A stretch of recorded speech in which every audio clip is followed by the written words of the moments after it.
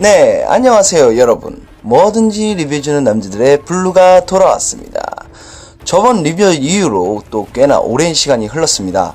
너무 늦게 와 벌써 저를 잊으신 건 아닐까 무척이나 걱정이 되는데요. 그런 여러분을 불러 세울 멋진 게임 한 편을 가지고 왔으니 그건 바로 플레이스테이션 4의 독점 타이틀 호라이즌 제로 던. 이미 입소문이 자자해 많은 분들이 알고 계실 이 멋진 게임의 매력을 저 블루가 낱낱이 파헤쳐봤습니다. 출시날 실검에도 올라왔을 정도로 어마어마한 관심이 집중된 이 게임 호라이즌 제로 던은 과연 어떤 게임일까요? 지금 바로 살펴보시죠.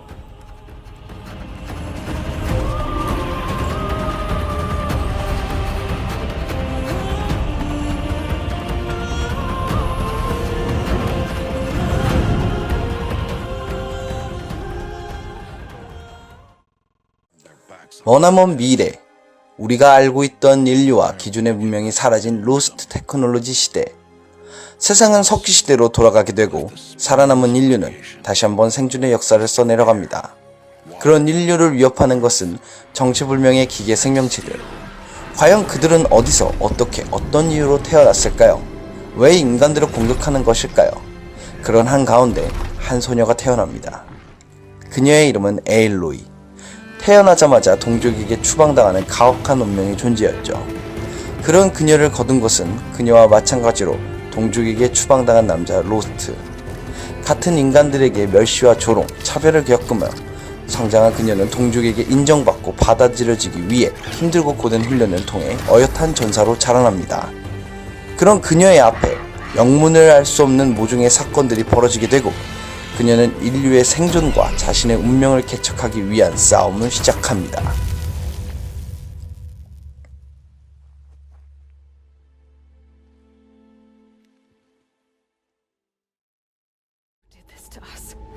저는 호라이즌 제로던의 매력, 그 첫 번째로 이 매력적인 스토리를 뽑고 싶습니다.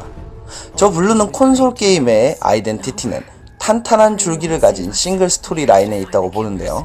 하지만 최근 들어 출시되는 AAA급 타이틀들 대부분은 독창적인 게임성과 다채롭고 즐길 요소가 풍부한 놀거리로 무장한 멀티플레이를 메인으로 제작되고 있는데요. 호라이즌은 그런 시리와는 다르게 온리 싱글플레이에 집중하고 있습니다. 싱글플레이에 힘을 준 만큼 게임 속 세계관이나 등장인물들의 이야기나 사연들, 게임의 큰 줄기를 이루는 스토리 묘사에 많은 신경을 쓰고 있는데요. 이미 문명이 한번 멸망해 그 토대 위에 새로운 문명이 세워졌다는 로스트 테크놀로지 시대를 배경으로 함으로써 보다 이색적인 분위기를 자아내고 있습니다. 물론 이런 소재가 처음 쓰였던 것은 아니지만 이야기를 풀어나가는 방식이 굉장히 흥미로운 편입니다. 메인 미션은 물론 사이드 퀘스트나 심부름 같은 부가적인 임무를 수행하면서 NPC들과 대화를 나누고 또는 대답을 선택함으로써 이 매력적인 세계관 속에 자연스럽게 몰입할 수 있도록 짜여져 있습니다. 제작 당시 게임 위쳐3의 스토리를 담당했던 팀이 참여한 것으로 알려져 있었는데요. 확실히 위쳐3와 비슷한 느낌을 많이 받을 수 있었습니다. 허나 이렇게 플레이어가 고른 선택지가 결과적으로는 몇몇 퀘스트를 제외하곤 게임의 진행에 별 차이를 주지 않으며 그저 NPC의 반응이 조금씩 차이를 보이는 것 외에는 별다를 바가 없어 조금은 아쉬운 부분입니다. 덧붙여 미션을 진행하다 보면 수집하게 되는 오디오 로그나 데이터를 통해 지금의 세계가 되기 전에는 무슨 일이 있었는지 알 수 있는데요. 이런 부가적인 요소들은 게임을 하는데 굳이 읽지 않아도 지장을 주지 않지만 읽으면 보다 더 큰 재미를 주는 부분입니다. 호라이즌 제로던의 장르는 크게 정의하자면 액션 RPG지만 게임 플레이 방식은 일종의 헌팅 액션 장르를 취하고 있는데요. 기본적인 플레이는 주인공 에일로이의 레벨을 올려 스킬을 찍거나 상인에게서 구입한 무기의 소켓에 기계를 사냥해서 루팅할 수 있는 개조품을 끼워 보다 강한 무기로 개조하는 등 캐릭터를 성장시키는 재미에 바탕에 두고 있습니다. 하지만 보통의 슈터형 게임들처럼 적들을 향해 무턱대고 쏟아보면 잡아지겠지 라는 접근으로는 이 게임을 플레이하기가 무리가 있는데요.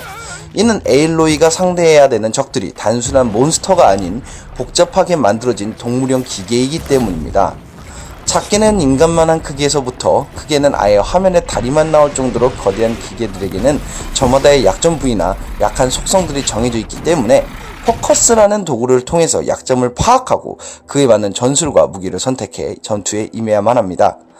또한 기계들을 사냥하는 것에만 그치지 않고 강제전이시켜 아군으로 만들고 사냥에 활용함으로써 일종의 테이밍을 하는 재미까지 선사해 주는데요. There we go. That a boy. That's more like it.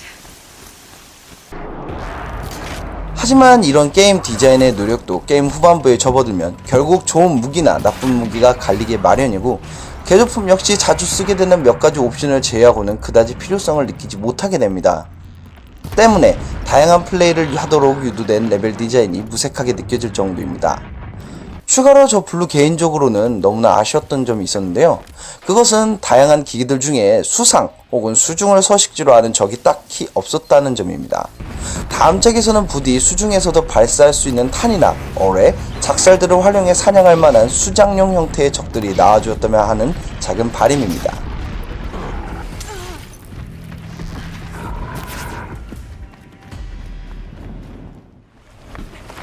탄탄하고 매력적인 스토리와 신비로운 비밀을 품고 있는 세계관을 바탕으로 만든 호라이즌 제로 던. 게임을 플레이하다 보면 이런 것까지 신경을 썼나 싶을 정도로 디테일한 부분들이 상당한데요. 심지어 낮과 밤이나 날씨나 광원에 따라 시시각각 변화무쌍하게 변하는 디자인을 보다 보면 시간이 가는 줄 모르고 구경하게 됩니다. 하지만 이런 커다란 부분에 너무 집중해서 그런 걸까요? 의외로 사소한 부분들을 몇 가지 놓쳐 불편함을 자아내고 있는데요. 오픈월드 게임 특성상 가장 많이 봐야 하는 지도. 하지만 호라이즌 제로 던의 이 지도는 저 블루가 해본 오픈월드 게임 중에서 가장 보기 불편한 편에 속합니다. 각 기기별 서식지나 거점, 수집 요소, 탐색 지역 등을 표시하는 아이콘이 지도 한가득 따닥따닥 붙어 있어 뭐가 뭔지 구별이 안 될 정도였죠. 게다가 어째서인지 이런 아이콘을 구별할 수 있는 색인이나 검색 필터가 따로 존재하지도 않습니다. 내비게이션 역시 꽤나 불친절합니다. 목적지를 가기 위해 활성화를 시키고 이동을 하다 보면 도저히 건너갈 수 없는 산매길을 가리킨다든지 거대한 바위를 가리켜 어디로 어떻게 가야 하는지 판단하기가 쉽지 않습니다. 게다가 이 게임 특성상 많은 재료와 아이템을 모아두어야 원활히 진행이 가능한 부분인데요. 그런 게임 치고 물건을 보관하거나 수납할 수 있는 아이템 박스 혹은 창고가 없다는 것은 많은 아쉬움을 자아내는 부분입니다. 반 이상이나 비워둔 채로 조금만 사냥하다 보면 금세 인벤토리가 가득 차 애꿎은 재료를 버리거나 강제로 팔아야 하는 상황에 맞닥뜨리게 됩니다. 적어도 거점별 박스 하나씩 두어 언제라도 필요한 품목을 저장하고 꺼냈을 수 있게 해줬다면 어땠을까 하는 그런 생각이 들곤 합니다.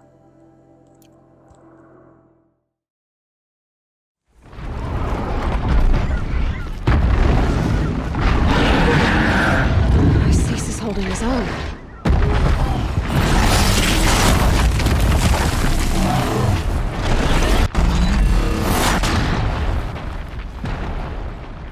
솔직히 말씀드리자면 호라이즌 제로 던은 전에 없던 전혀 새로운 게임은 아닙니다.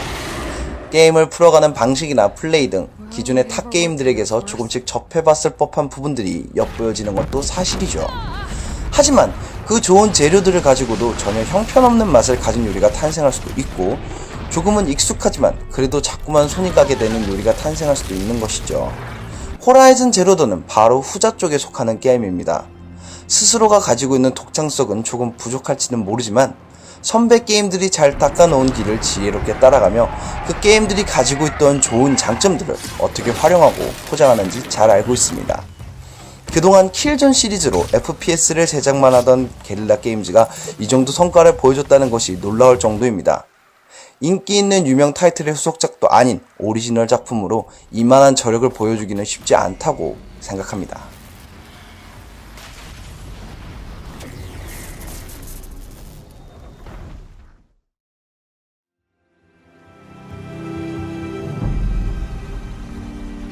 호라이즌 제로 던은 플레이스테이션을 구매한 이래 저 블루가 했던 게임 중에서 손에 꼽을 만큼 몰입하며 즐겼던 게임입니다. 과연 플레이스테이션이라는 플랫폼이 자신있게 선보일 만한 멋진 게임이 분명한데요. 앞으로 더욱 발전하게 될 호라이즌 제로 던이라는 프랜차이즈의 미래가 기대됩니다. 아직 이 게임을 하지 못하신 분들 고민하지 마시고 즐겨보시길 바라겠습니다. 그럼 저 블루는 여기서 인사드려야겠네요. 다음에도 또 멋진 게임 혹은 영화 돌아오겠습니다. 그때까지 여러분 안녕히 계세요.